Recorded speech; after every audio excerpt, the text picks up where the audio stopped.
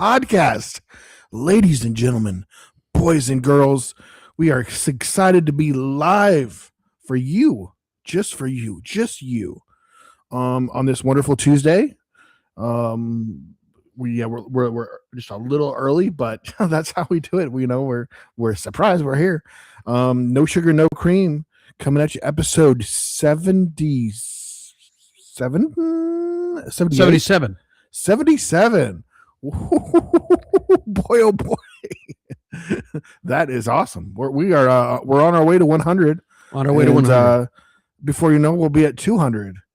And before you know it, I'll be old and gray, and Tim will still be. Tim will still have the Benjamin Button disease. Yeah. Did you guys? Okay. I can't. I say a stupid joke, and I didn't say it, and that's perfect. That's good. I didn't do that. No funny character today. I just this funny character right here, and this creative genius over here.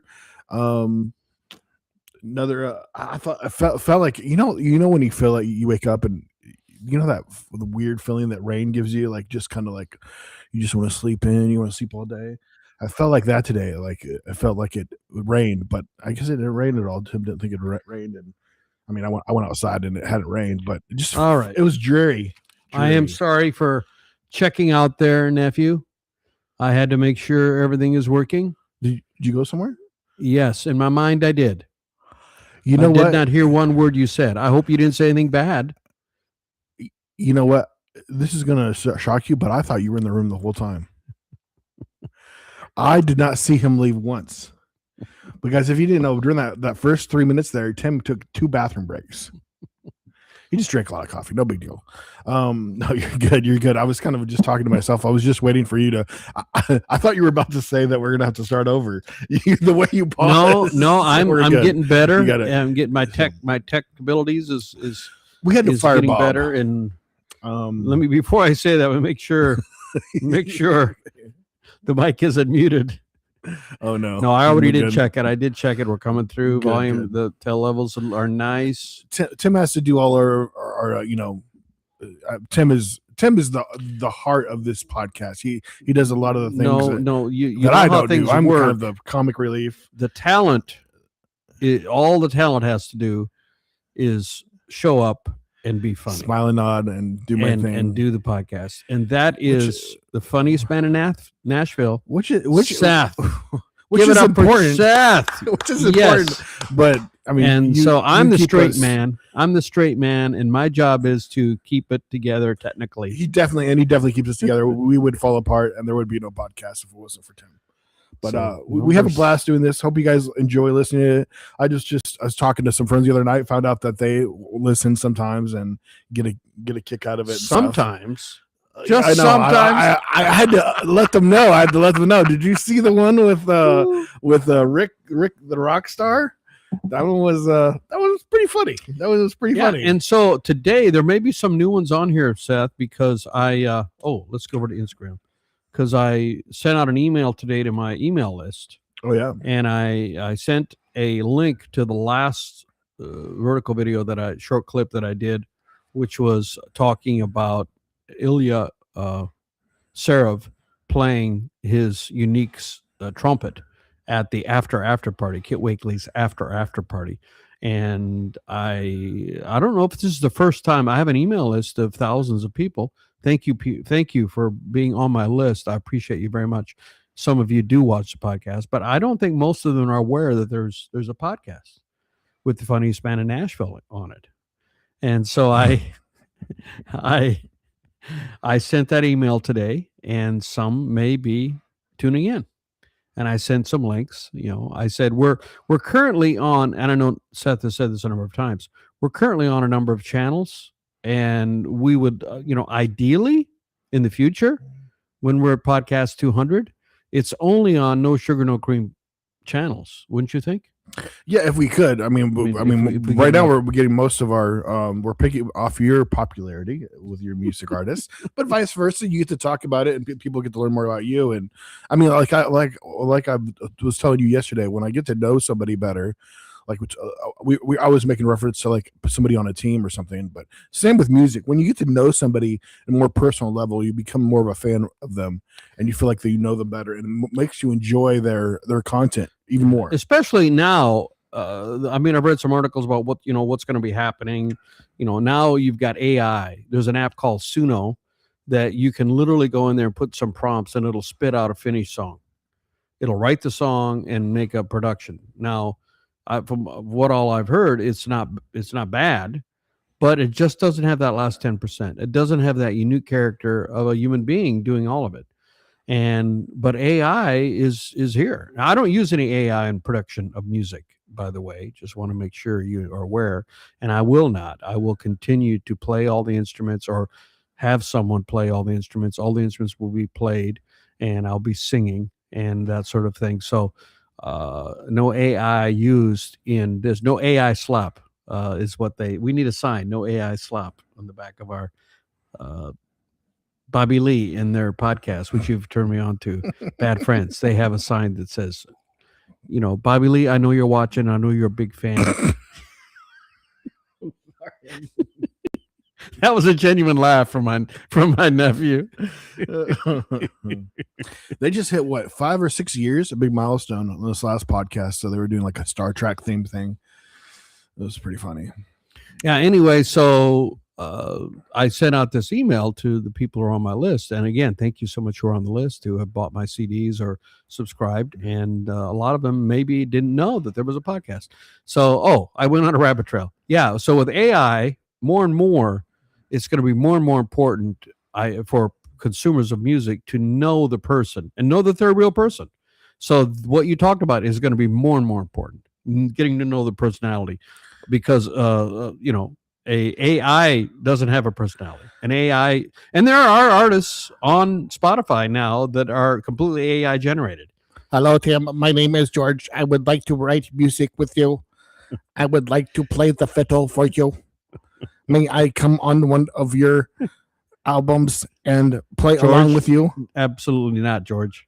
Good job, Tim. You passed away. the test. He passed the AI test. Success. Very nice. So, you're mixing completely different references there with those two sayings. I did. I noticed as soon as I said that. Success is from Chit, who's more current, and then very nice Borat is from Borat, which has got to be 18 years ago, maybe 20 10 years, of course. 10 years. We use the Seth Rule. If I think something happened 10 years ago, the Seth Rules is to double it. And it's usually pretty accurate. Add 10 years. Oh, add 10. I thought you doubled it. Oh, add 10. I didn't even know the Seth Rule. I was misapplying the Seth Rule. I didn't even know. The only reason you've Now, been wrong lately thank is you because for you just correcting. misunderstood it. Thank you for, add 10 years. Okay. Add 10 years. I thought it You was don't doubling overdo it. No, Okay. just add 10 Just years. add 10 years. Like, that's Okay. 5 years old. But add 10 years, 15. Yeah. Like, That's the Seth so many Rule. things just feel And like you're welcome. yesterday. You can use it in your own life. But people know what we're talking. Yeah, I would say people know what we're talking about. You think something was like just 5 years. Here's an example. We're watching the Olympics now, and the short track racing, which is just a free for all. And remember Apollo Ono? Everybody loved Apollo Ono. He was an American star. And I wanted to demonstrate to, actually, this just came up on my feed. And there's apparently a saying now in Australia, to just Bradbury it. The guy, there was a skater named Bradbury, probably mispronouncing it. He's from Australia. And he was, if you've ever seen the short track, to me, it reminds me of roller derby, where bodies are bouncing off each other and people are falling down and being thrown and whatnot, but it's on ice skates and it's a legit Olympic sport. It's a great sport.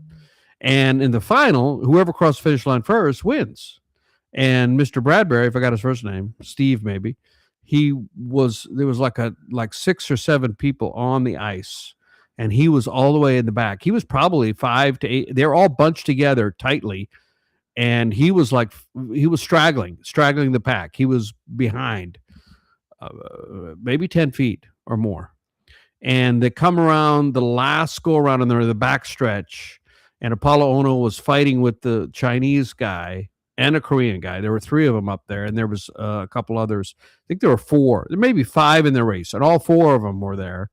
And on the backstretch, or actually on the last turn, they got tangled up. Actually, it was pretty close to the finish line. They got tangled up, and they all went down except for Bradbury, this Mr. Bradbury, who was way in the back. And he just standing up, just gallivanted right by him and won. And Ono was trying to get up, and Ono got silver. He literally crawled across the finish line. He was the first one. They fell down maybe 10, 15 feet away from the finish line. And he crawled and was the first one to get there and got second. And then one of the other guys got bronze, crawled across. And they're sitting on the ice on the other side of the finish line just in disbelief. And so now there's a saying, apparently in Australia, just Bradbury it. Well, I don't know what exactly that would mean. Just wait till the last moment. I don't know. I wonder what Bradbury means in Australian slang. Just now. stay out of it and wait for your opportunity. Maybe. Yeah, wait for your opportunity. Yeah, You know? Can't be that horrible. So saying that anyway, talking about the Seth Rule, that came across my feed, and I'm like, yeah, that was maybe 10 years ago, maybe 8 years ago, 2 Olympics ago, at most 3. People. That was at the Salt Lake City Olympics in 2002, I believe it was. So using the Seth Rule. Pretty close. I thought it was, if I had to add 10 years to it. So we're talking 24 years ago. I thought it was like 2 or 3 Olympics ago. It was, how many is that? That's 6 Olympics ago. So the Seth Rule comes in handy. I didn't use the Seth Rule in that time. That was my bad. I should have used the Seth Rule. Probably the craziest thing that's happened in ice skating last year was last year. I think it was the World Championships, and it was like 6 people that were doing that. Probably 8 laps that they were doing on the small track, and the person. So I think it was a Chinese person. They had a teammate too. They at the beginning of the race, they raced ahead as fast as they could, and literally ended up at the back of the pack. Right. Craziest thing. And everybody forgot that they were ahead. They're back there, and then they were a lap ahead of everybody. They rang the bell, and they thought they were on the last. No, they had just started the last. That the person in the back had done the last lap. They still had 2. The guy in the back had 1 lap left, because he was drifting off them, able to save his energy because he lapped all the way around and was behind them. So he finishes it, and they all stop. And I think the teammate knew what he was going to do, so he keeps going, and the teammate's able to get second place because they all stop because they think it's over, but it's not over. That's a good clip. That's genius. I remember that. Yeah. But I mean, that works like once. Everybody's going to know it. Yeah, and then they all just have to chase you. They have to chase you like crazy. But that's so true. But kind of a trick like that. I remember. I'm embarrassed to tell this story, but I'm going to tell the story. So I played football, and small school.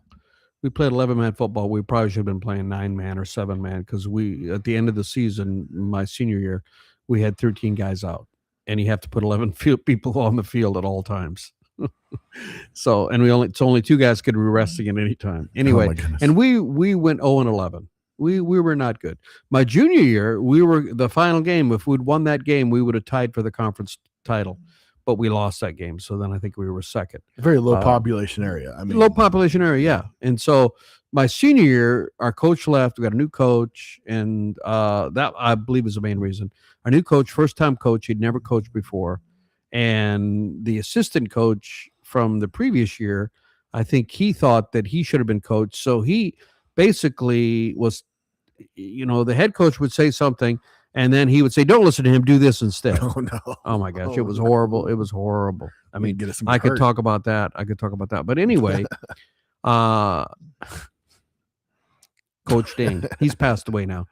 Coach Dane, he moved to Iowa. It was his second year coaching. I hope he didn't have that same argument with his doctor. We're gonna have a heart teacher. No, take off my leg.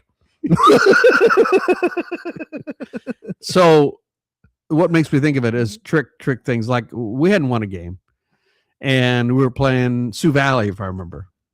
And Sioux Valley was big and tough. and we were trying to get a score, and our wide receiver or receiver, Carlin was his name. The scrimmage line was maybe, I don't remember, middle of the field, maybe and it was right in front of our bench. The scrimmage line was right next to right in front of our bench. And so what we did, we had Carlin, and so we're everybody standing watching the game, right? The two of us that are not on the field. And so what our coach did is he told the referee he was going to do this, and he had Carlin stand on the scrimmage line. So he's on the scrimmage line, but he looked like he was watching the game. His heel was just inside the scrimmage line, just inside the field on the scrimmage line. And so, they didn't realize there was only 10 people there in the middle. And so snap the ball, and he goes downfield, and nobody's guarding him because they didn't realize he was there. Yeah. He's wide open, and he catches the ball, but by the time they realized that he didn't make a touchdown, and they did tackle him, and we still didn't score. We still didn't score. Anyway, so that game, we scored one touchdown the entire season, and it wasn't that game. It was our homecoming game, if I remember right. Embarrassing. That's why people were quitting. That's why only 13 of us at the end. Anyway, so I'm talking about trick plays. Trick plays. Oh yeah, that works once. I love them. That works once, and I feel it's a bit dishonest. I don't know. I mean, come on, you're playing high school ball, and you're doing that kind of stuff. I mean, that's the definition of a trick play, though. You're trying to trick people. What is this dishonesty going on here, sir? Wait, what character was I about to go into? Oh, I'm thinking of the Australian guy getting put in the back. Yes. What is the charge, sir? Eating a succulent Chinese meal? You're gonna have to go back a little ways to check that one out. Oh, he passed away, that guy, but that was one of the fun. I can't believe that didn't blow up. It was from the early 90s, and before there was the internet. Just a funny clip of the guy getting arrested. They got the wrong person, but he had a whole character. He had an aura. He had aura. Gosh. Hilarious. He sounded like he was more from the UK than from he didn't have an Australian accent by my it sounded like he put more on like a whole character. I mean, nice headlock, sir. No. You know your judo well. Nobody asked him if he was an actor, but somebody probably should act him. He might have just went into a character. There was for some reason, I guess they thought he was a bit of a criminal, but he was a too-big criminal. So he wasn't innocent.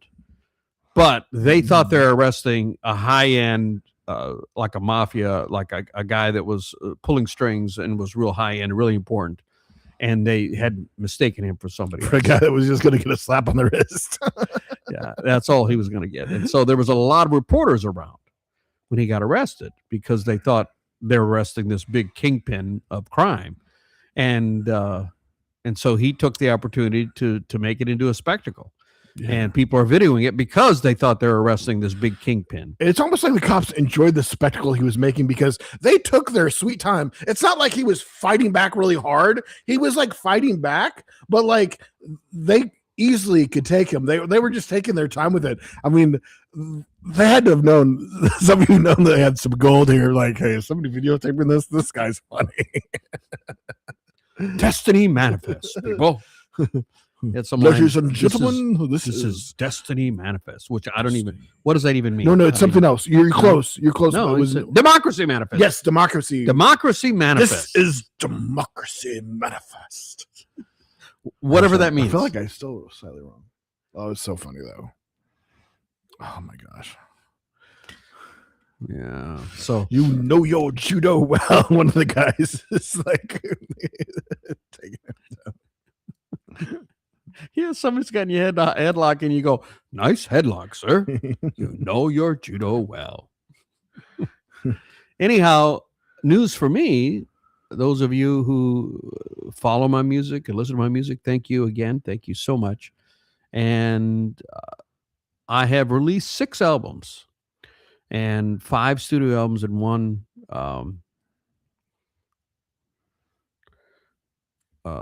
live album. And I just put the finishing touches on my next album, which will be released sometime in July. And my album that I released last year, Born in South Dakota, charted on the Billboard Blues charts. This album is called Raised in South Dakota. It's kind of the acting is it's the sequel to Born in South Dakota.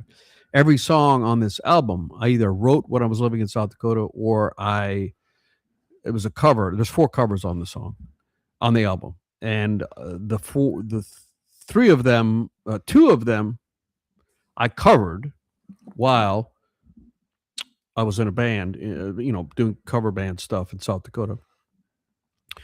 Then one of them I appreciated. It was by Big Tent Revival, and I really love that one song, so we covered it. And then the other one was just written recently. It was written after I moved from South Dakota, but it's entitled South Dakota. It's a cover, Chris Stapleton tune. So those are the 4 covers. And since it's about South Dakota, I thought I could violate the rule of songs that I either knew and appreciated or wrote when I was in South Dakota. The other 10 songs I wrote in South Dakota. So it's 14 songs. We just finished it. My co-producer engineer is putting his final touches on mixing it.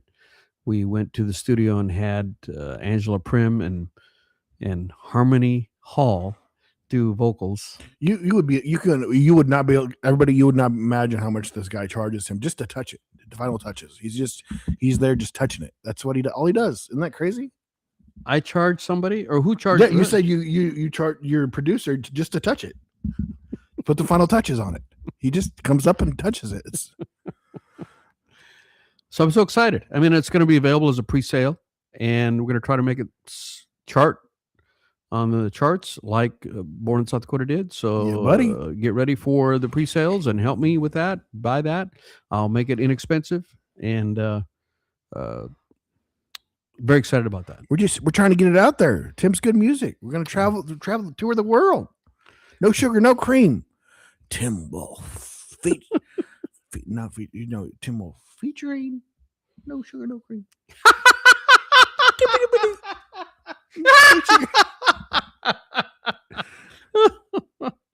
Oh man. Here, let's listen to a little bit of this. You just assured me that I could speak. Sit down inside the car. You're not assuring anything. Under arrest. Look, I'm under what? Gentlemen, this is Democracy Manifest. Have a look at the headlock here. See that chap over there? No, this is PG. Shut that down. You didn't hear that. Good headlock, sir. Good headlock, sir. Now that I was looking back at it, it looks like it was just one guy that was just, and he is a bigger, broad guy, and they basically were all just kind of around him. And the one guy, they left it all to one guy to kind of just get him into the vehicle. No wonder it was taking so long. This one guy was like struggling to get him by himself. So this podcast might be the Australian version, because we already talked about Bradbury. Hey. Bradbury it. And now we're talking, that was in Australia. So what else can we talk about? We can talk about the best the best dancer in Australia that was at the Olympics a few years ago. You heard about that, right? Uh-oh. The whole drama with this person that got to be at the Olympics, and they just threw together just these horrible dance moves. At one point, the person was not literally at the bouncing. Olympics. Yeah, not at the Olympics. Yeah, that was Olympics. Yeah. Not at the Olympics. Yeah, exactly. That's why it was so bad. It should have never happened. They were jumping around like a kangaroo at one point. Yeah, it was not at the Olympics. Yes, they literally did a hip hop dance competition. They took it away after that. That's not. No, they added it that one year and they took it away. They took it away afterwards. Okay, you could be right. You could be right, sir. No, it was a huge ordeal. You know you're dancing well.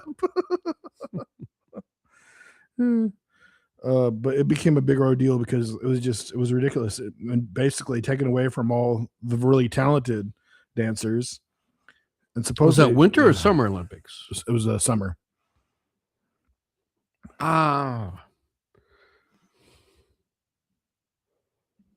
Well, I mean, we were talking about Yeah, Ray Gunn is what she was called. Rachel Gunn.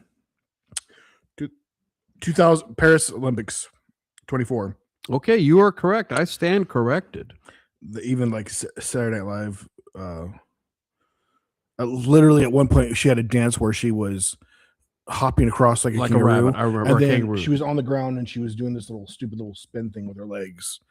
Oh my gosh, it was like, Well, she got a lot of publicity. You know, today they say any publicity is good publicity. So that's what they talk about. That's what the experts say. They well, say. this kind of turned into everybody just laughing at her though. Yeah, I know. Do you remember? I mean, talk about But, things I mean, she everybody brought it on laughing. I herself. remember the woman Rachel was her name that had the song that everybody made fun of. Yeah, she's yeah, they basically Rachel? White, something Rachel White, was it? No, something White, I think. Friday, she had the Friday song. But she's talented and gorgeous. She's really like she's done pretty well for herself. In fact, the issue was they shouldn't have Rebecca Black. Okay, I knew it started with an R. It started with Rachel White. I just hacked her name. Rachel White is what I said, didn't I? Oh my I came up with the Rachel. So don't ask Seth and Tim to come up with something. I knew it started with an R. I had Rachel, but it's Rebecca. He knew it was a color for her last name. Hey, we were headed there. We were headed there. We were in the ballpark. We were in the, you know, if you're talking about the Titan Stadium, we were in the Titan Stadium, but we were far away from the goal. See, it was dubbed the worst song ever because a big part of it was just cheesy, and then they auto-tune the crap out of her song, which nowadays it's cool to auto-tune your voice, but it was horrible auto-tuning. And the thing is, she's got a good voice. They shouldn't have auto-tuned her voice, or maybe it wasn't that good back then. I don't know, but that's what the producer of it, which was the guy, he basically, I think he did it for free because he wanted to be featured on the song or something like that, or he rapped on the song. But she's are you sure it's Rebecca White or no, Rebecca Black? Yeah, Rebecca Black, and now Okay. I think she has well over 1 million followers on YouTube and everything, and tours and does decent, and she's gorgeous and just really putting herself out there. 2011 teen pop song Friday, singing about her daily morning routines and excitement for the upcoming weekend. The song makes heavy use of auto-tune and also includes a rap verse from Wilson, who was uncredited on the single. So I mean, props to her for not giving up on her dream, because I mean, she definitely saw those comments and stuff and just pushed through it, because I mean, she was much more talented than that. It was just some bad choices by the produce and stuff. There's people Willie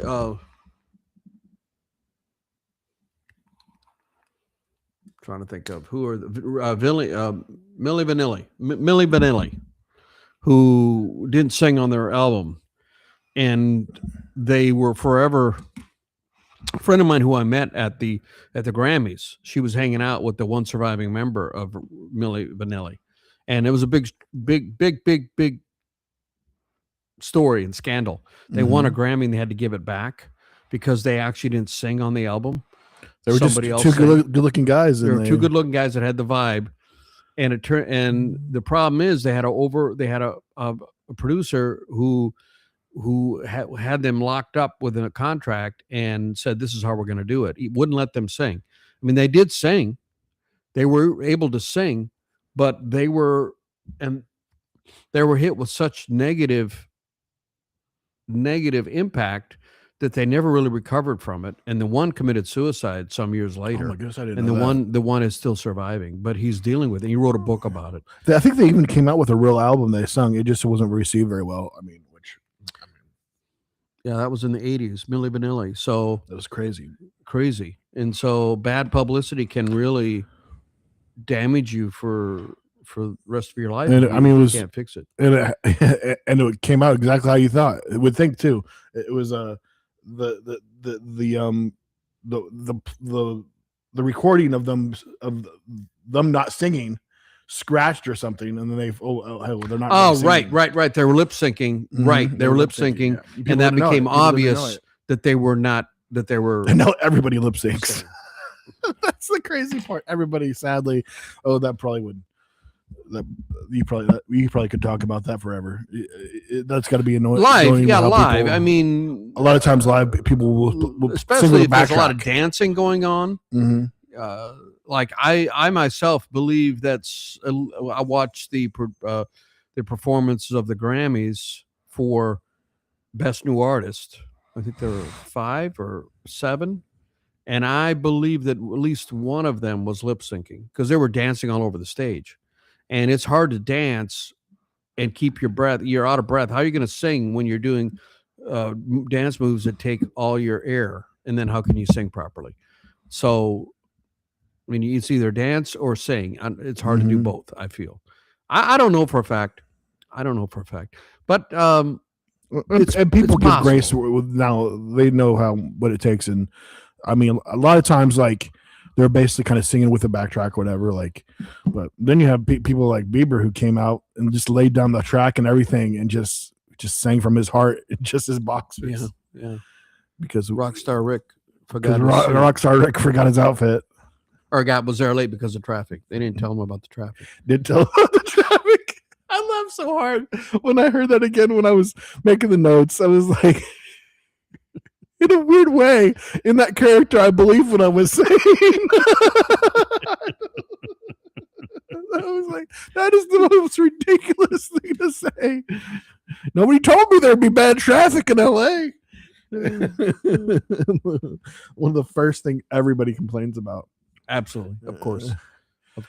In fact, it was complained to me. So I remember hearing it complained so much that when I wasn't in LA, it was like, how are we able to get to from A to B so efficiently? I was like, it was so much better than I thought it was going to be. I thought we were going to be stuck in traffic for hours and hours. So anyway, on the subject of using crutches or what have you, Charlie Puth, well-known artist, producer, and he's reputed to have perfect pitch.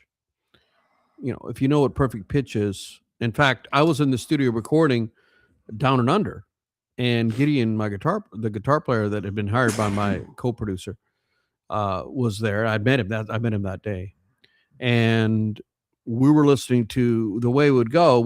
I would have the demo that I'd made in my studio, and we'd play it, and then they might listen to it twice.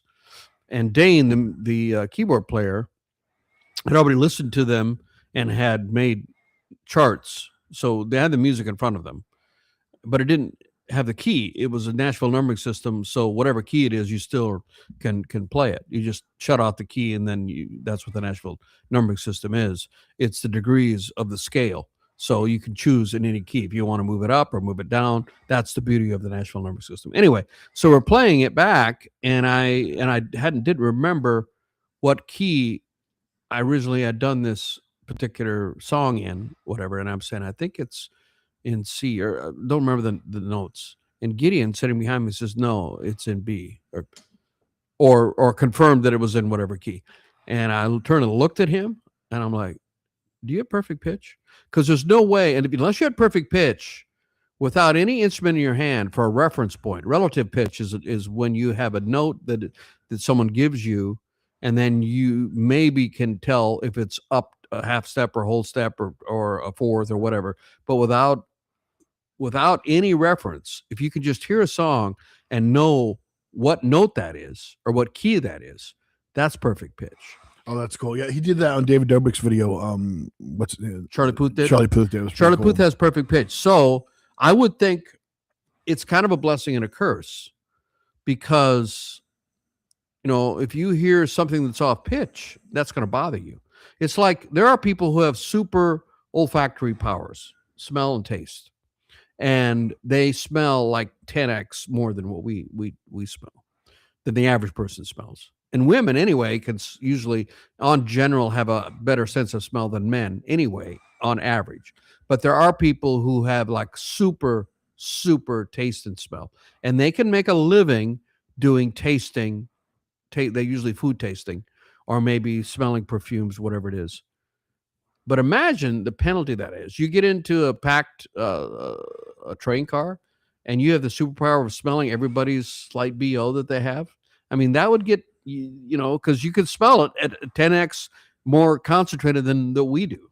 You see what I mean? Mhm. So I think it could be a penalty or it could be a blessing and a curse, because you can't turn it off unless you plug your nose. It could definitely probably bother you at times, and then of course you probably get used to it. Can you smell, or like sometimes, can you hear that? You have said that. Can you hear that? Or you have a sense of hearing on some frequencies. I know I have the weird. I can You identify can hear people's that? voices. And so you can hear or smell things that that people have superpowers. They can conceive it or get a reading from it at a higher at lower levels or lower volumes than other people, than the average person. So Charlie Puth has perfect pitch, and so if somebody is singing off pitch, that would probably, or even if the piano isn't tuned correctly, if it's not at A440 and if it's A439, A440 is the standard that people tune stuff at, and you could tell, oh, that's off by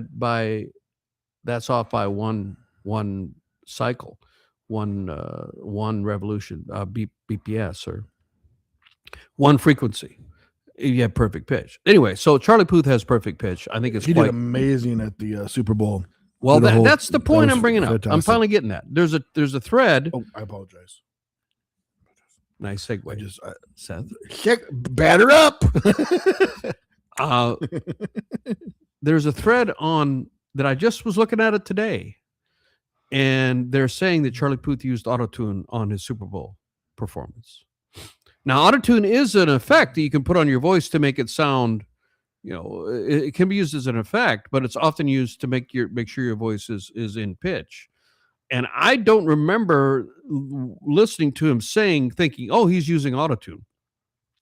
I'd have to go back and listen to it. But it's this whole long thread on Threads, which is the Instagram version of like Twitter or X, and people commenting back and forth. And the guy who posted it, absolutely sure, convinced, he's also a musician, that Charlie Puth used autotune. And I made the comment, I said, that's surprising because Charlie Puth has perfect pitch. If he has decent singing skills, he could easily replicate perfect pitch because his brain will tell him when he's on pitch or not. So he shouldn't be pitchy and shouldn't need autotune, unless he just has horrible singing technique, which he doesn't, because he's a very successful, high-end artist. So you could have perfect pitch, but not a way to, if your voice is not good enough that you can reproduce it, then maybe you'd still sing, but it would bother you a lot because you're off. This is going to make me want to listen to it right now. Yeah. I might have to do that. You have to listen to it. So I have a couple comments on this. So I think now he does like using it for the fun of it, just to play with songs. That seems weird for the national anthem. And also his voice has changed because he just had a surgery a year ago, so they might be thrown off by his voice a little bit because he had it's pretty cool. His TikTok, he talks about what he's going through. He had a surgery and his voice changed a little bit, like on his something. Maybe I try to find it TikTok On his septum, his nose, something, yeah, and it literally changed his voice. And that could be what it's hearing, but I mean, I feel like if there's enough of people saying that he's auto-tuned, then maybe he is auto-tuning. But I didn't remember. I feel like I would have noticed that. Me too. I would have noticed it. I would not have liked it on the autotune. I would not have liked hearing autotune on the national anthem. I mean, that's like a sacred. That's no time for joking around and playing games. I mean, the national anthem is a very, a lot of people get emotional during it, patriotism and that sort of thing. So that's not the time to be messing around with effects to in my opinion. So I am still surprised to hear if we listen to it and we both agree or we come to the conclusion, yeah, he must have used autotune. I will be surprised to come to that conclusion that Charlie Puth would make that choice. Super Bowl is the highest watched event on TV worldwide in an entire year. And so you have one chance to really, be shown to a huge audience, and you're going to use autotune. Just surprising choice for me, if in fact he did use autotune. So what do you guys think? Did he use autotune? Put comments. Put a comment in the podcast. This is why we go live. This is why I have my computer here. We're trying to be able to interact. I'm looking at Instagram, and I'm looking at the app that is supposed to show me comments on Facebook and YouTube, but I don't see any so far. So let us know what you think. Did you even hear Charlie Puth do the national anthem for the Were you running to the Super Bowl? bathroom? Charlie, I know you're listening. I know you tune in every week. Just, make a comment, Charlie, and let us know, did you, in fact, use autotune or did you not? We go back a long ways, Charlie, and I know that you would. I was going to. That's a joke. trying to That's not find which one true. it Charlie was. Puth doesn't know who I am. I'm sure he Alright, knows I'll who the try. funniest man in Nashville is. He knows who he is, but he doesn't know who I am, I'm sure. See if I can But find while it. you're waiting, I will say John Mayer liked one of my songs, and Yeah, he did. Joe Jonas liked two of my songs in December. So, I feel pretty good about that. The thumb probably slipped. I don't know. Oh my goodness. I'm just trying to fill time. Well, Yeah, while my he has partner a really is good TikTok. I think you would enjoy it. looking. Just him talking about music. Well, there he's talking about the national anthem. Oh, looks like he is he married or at least has a baby on the way.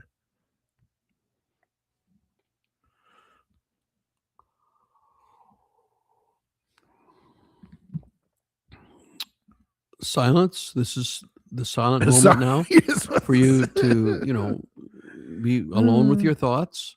Silence on the podcast. We have it every podcast. No. This little ASMR tip.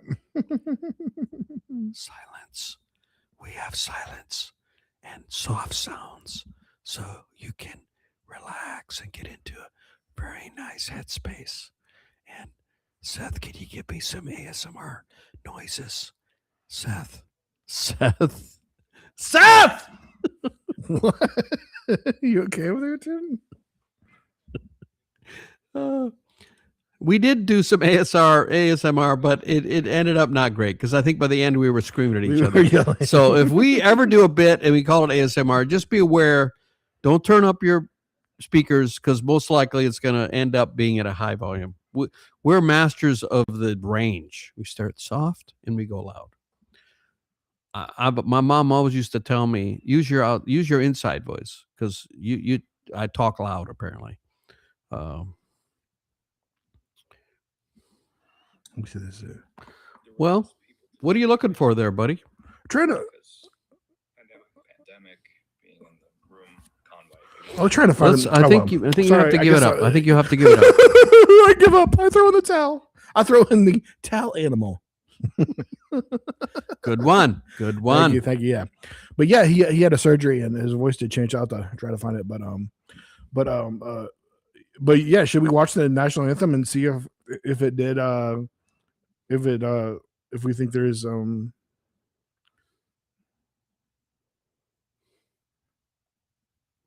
Well, if I was really good at this, here we go. So you guys are just like Not sponsored. Save Farm. We're halfway there. Oh, not sponsored. Oh, we're getting demonetized.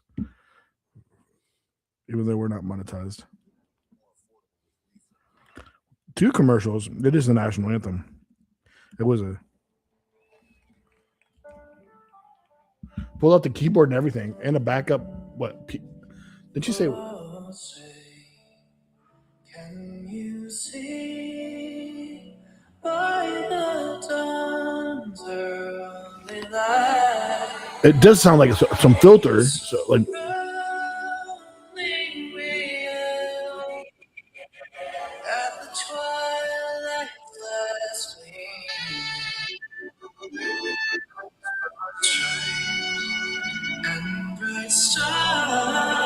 Should we be standing?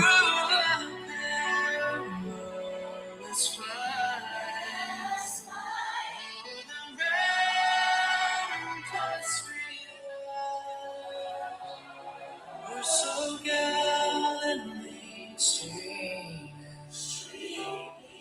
and the rockets red the bombs bursting in air, getting through the night, that our flag was still there. Oh, say does that star-spangled banner yet wave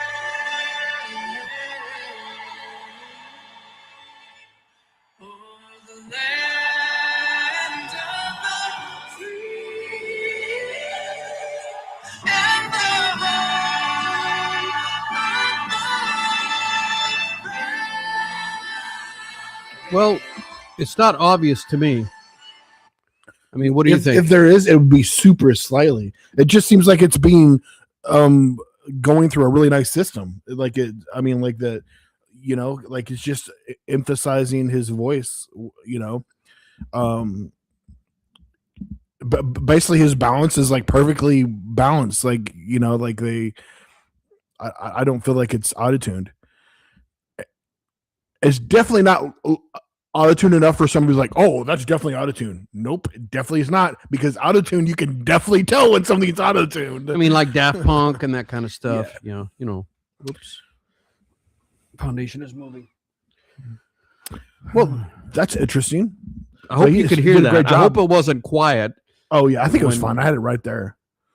I think it was good. Hopefully. If not, it's, I take full responsibility. My name is Seth. I like to take full responsibility. Yeah, when you do your complaints, make sure you reference Seth. When you send us an email, when you make the comments underneath the podcast. Make all thank you notes to Tim Wolf. Any comment cards, send to Seth. Oh, one more thing that happened that you showed me too, which I can't get into. I'm of a wrong generation for it, but Pokemon card, one playing card Mm-hmm. was auctioned off for world record. $16.5. Yep, just under that. Yep. Dollars. Yep, 16.5 million. Oh, million. No, kidding. I'm just like, for one card. Tim's like, I want to buy it for $1. Like a card like this. This is a card about this size, Not right? curved like that one though. Well, okay. Mr. Grader. Grading. Seth's collecting these things and he knows how they get graded, and every little thing will reduce the value. But 16.5 million. Which is good for Pokemon. I mean, so in fact, I went ahead and bought some boxes. Yeah, I saw 10 boxes outside the door today. When Which FedEx none of those are delivered. that. None of those are that. But there is some other things in there. But you know, there's value. The crazy part is that, you know, they do all these unboxings, but literally because there's such a small chance of you really opening it and hitting those big items. There's more value in just keeping them in the boxes and then just holding on for 10 years and selling the boxes. I mean, goodness, one of the boxes like can have gone up to like $500,000 from the original, from 1999, the first edition. But now, yeah, you can hit a card where the card's worth $1 million, but I think so far there's only been one of those cards where it's a 10 and like sold for that much. But there's a lot of valuable cards in there because it's just so old. I mean, that's 27 years old now. They don't make Original them box. anymore? No, but they made new boxes. They make, those first edition. They came out with the first edition, moved on from that to the other editions. So yeah, there's only so many. And then as they open those boxes, that makes even other ones even more and more rare. So it's pretty neat. You know, the hobby is just, I mean, has just blown up more. And you know, all the kids that grew up like Daniel, like he grew up with the cards and stuff, and sadly, he even got his, probably most likely looks like he got him stolen out of his room at some point. Somebody stole him from him. Your dad? No, no. Just we had somebody in the house that we probably shouldn't have trusted, and probably jacked them. Probably jacked the cards. My dad did not steal his cards. He's out there playing the game with his friends. I got first edition right here. Yes. So it's neat what we say, like, now you have all these people that are in their 30s and 40s that play the game, and they have kids and they're introducing to Pokemon, and literally, I think Logan said this, like, now these kids, now the parents are showing their kids, and these kids, they're seeing that same passion from those kids that they had when they were a kid, and it's creating a whole new love for Pokemon all over again. And I mean, and it's just a crazy reach that Pokemon has, because the video games, the cards, of course, the movies. There's been movies and stuff, and just really, really unique. Yeah. Just a piece of cardboard to somebody, 61.5 million to that guy. So, but Yeah. he started a collection thing. He wants to get the Declaration of Independence. He wants to buy that. Get like a T-Rex. I think the head, or not the whole thing, which is hard to come by. They kind of, a lot of times they'll have to create like pieces to kind of make it look finished, because the dinosaur isn't intact. I don't think you can buy the Declaration of Independence. That's in the museum. There's a few copies. Multiple It comes copies? up, Are there yeah. really? Mm-hmm. Mm-hmm. Okay, I know. I did not know that. Yeah. Yeah, I think there's a crazy story out there where somebody didn't know they had in their house. It was an attic too. You just What's the value of an original copy with original signatures? probably millions, right? I would think probably It's gotta definitely be. millions. It's amazing. You see that Better be big worth giant more than a hedgehog. Pokemon They card. probably lined them up and went down and signed a number of them to have it. And I think they even shipped them out across the states so some people would see it. Were able to see it. Reminds me like something that's so rare and stuff. There's the movie Seth MacFarlane made, 1,000 Ways to Die. And there's this rich man that has this dollar, and it says, "I'll give you this dollar," and these I'll poor give you people. the what? I'm gonna give you the dollar for something. A dollar. He pulls out a dollar, and all these poor people are over here. Son, take your hat off. That's a dollar. They had never seen a dollar before. I've never seen a dollar. And then just a funny, sarcastic reaction of like, yeah, a lot of these people, live, work days and days to make $1, probably getting paid in change. And that, of course, $1 back then is probably 1,000 today. Could be that, could it? But it is. I mean, it's crazy how the currency has changed. But yeah, it's just so funny. There's a bunch of goofy things in that movie. Seth MacFarlane, you're familiar with Family Guy and all that. Yeah, you know him. But he's done a few different movies that are pretty entertaining. Yeah, but yeah, boy. Well, goodness, this podcast has flown by. We've evaluated the Charlie Puth singing the national anthem, which was fantastic. With the I think it was. Bicep Yeah, singer. that was Fantastic. amazing. Yeah, it didn't really seem like it was auto tune. If it was just like a sweet, really. I mean, it's what do you say when you sing through a mic? I mean, you have all the You have the preamps knobs and and- preamps I just felt like it was and really- compressors and you can put some chorus some put a little chorus, make it a little thicker. There's all kinds of effects you can put on the voice. I mean, very subtle. I feel like somebody at his talent level. That's what is gonna engineers have it do. perfectly That's what you do when you mix. set up. Yeah. It's very common to do that. And I feel like oh my gosh, the national anthem is just one of the hardest things to sing. Oh yeah. And he made sure that he made it as easy as possible. Sang with the piano, that makes it easier. I mean, doing acapella is so hard. Just did it with the piano, did it with backup singers, and just it killed it. I loved it. it's just, it's so cringe when somebody just hacks it to pieces, because it's like start of the game. It's something that's very beloved, and I mean brings tears to the eyes, especially the people that have lost friends and have gotten hurt and put their lives on the line for it.